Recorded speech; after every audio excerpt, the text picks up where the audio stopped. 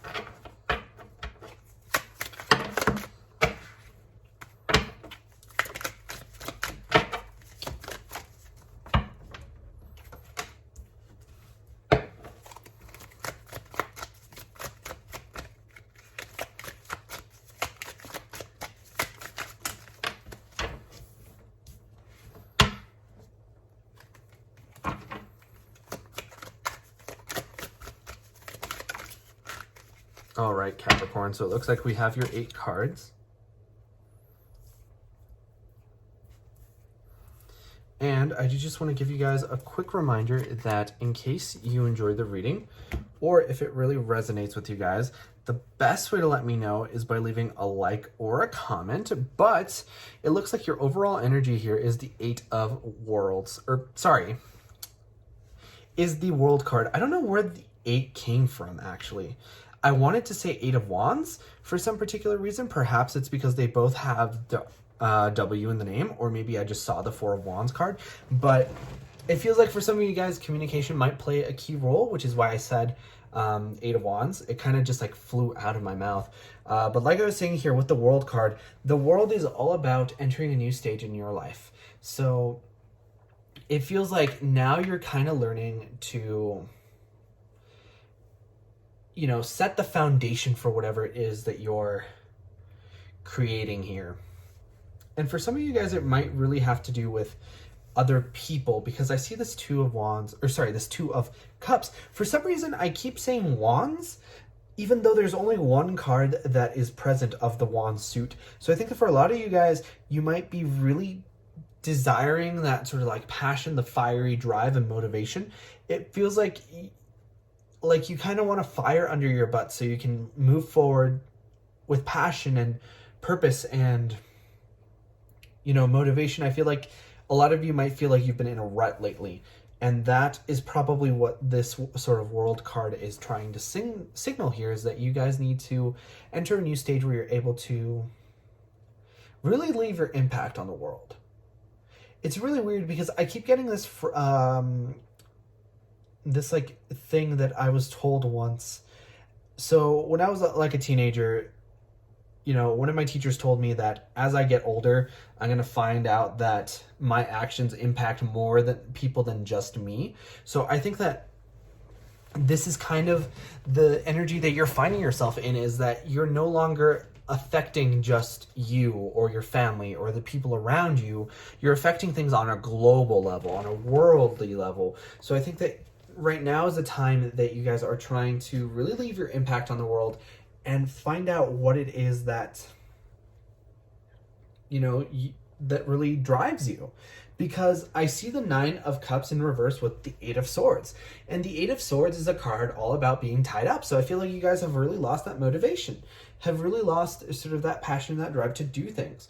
And with the Nine of Cups, it feels like you had a wish that you wanted but wasn't fulfilled. For some of you guys, it might have been a business that you wanted to start up, or for some of you guys, it might have been like a dream job or something. And I feel like as a result of you settling for less, you've kind of put yourself in a situation where you're not entirely happy. And, you know, for some of you, it might not necessarily be that, you know, you decided or this or you decided that or whatever, but I feel like for some of you guys, indirectly or because of XYZ or whatever, you've just kind of landed yourself in a place where you want some things to be different. And I feel like now's the time that you guys can really take things, those matters into your own hands and start to really move things, because you have this World card here. Also, I didn't actually even see this card until just now, but you have the Four of Cups, which is exactly that. It's a card about being dissatisfied or being in a rut or just wanting more out of the situation that you currently have. So I'm thinking that that's kind of the environment that you're finding yourself in. Although, for some of you guys, partnership might actually help you a little bit. It might not make the situation better, but it might, like the support that you find from a partner might help ground you a little bit, because you have the Two of Cups here, which is heavy soulmate energy, but then you also have the Six of Cups in reverse. Sorry, the Six of Wands. There I go again, saying the Six of Wands. This is the Six of Swords. So let me just talk about all three of the cards that I just mentioned. So we have kind of like that firm, stable foundation, and we're all on the same page. Six of Cups is a card about nostalgia and the past. Six of Wands is a card about success and passion, which is what we were talking about earlier.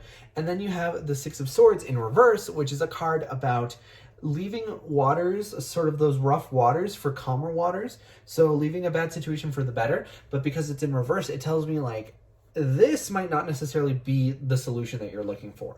And I think that because I mentioned both the Six of Cups and the Six of Wands, it feels like maybe in the past you've relied on your romantic connections to sort of give you stability in your life, or to kind of fulfill you or give you passion. But now I feel like the Six of Swords is really urging you to, you know, find that within yourself. And this is kind of what I was talking about just now, because I'm just now making the connection here between the Four of Wands and the Four of Cups. The Four of Wands is a commitment level up card, right? Usually when I see this in relationships, I'll tell, you know, the client that this is like a level up card to whatever energy they're finding themselves in, it's going to ascend in the relationship. So if you're like just casually dating, it'll become more serious. If you've been dating for like a long time, maybe you'll move in together. If you've been like engaged, maybe you'll get married, right? And that's what traditionally this card represents, is marriage and the celebration that follows it. You can see that there's the Four Wands in the shape of the bed. And, you know, this woman is very much implying that there's going to be sort of that sex that comes after the marriage. And I feel like for a lot of you guys, that was kind of what was giving you your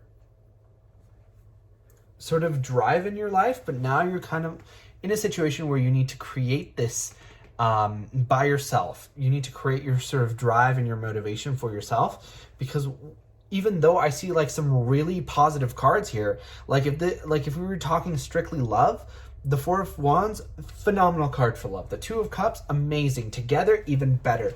But it feels like this is all happening independent from you. So there's things that you need to do for you so that you can not only welcome this love with open arms, but also get the most out of it, because the reading is telling you not to use this as like a crutch, because we have the Ten of Cups in reverse, right? This is telling us that this connection, this romantic connection, is not going to be the end all be all, and it's not supposed to be. It's supposed to make everything better, but not like, okay, let me rephrase that. It's supposed to be like the cherry on top. It's not supposed to be the entire sundae, right?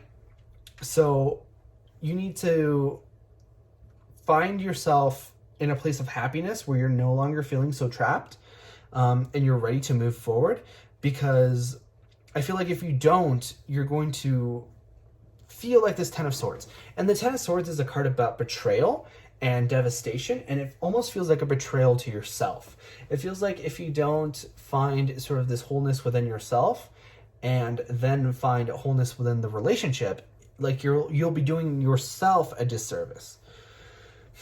But I don't want to make this all sound like terrible news or doom and gloom, because I see an amazing connection. You just need to find what it is that inspires you first so that you're able to take full advantage of this connection.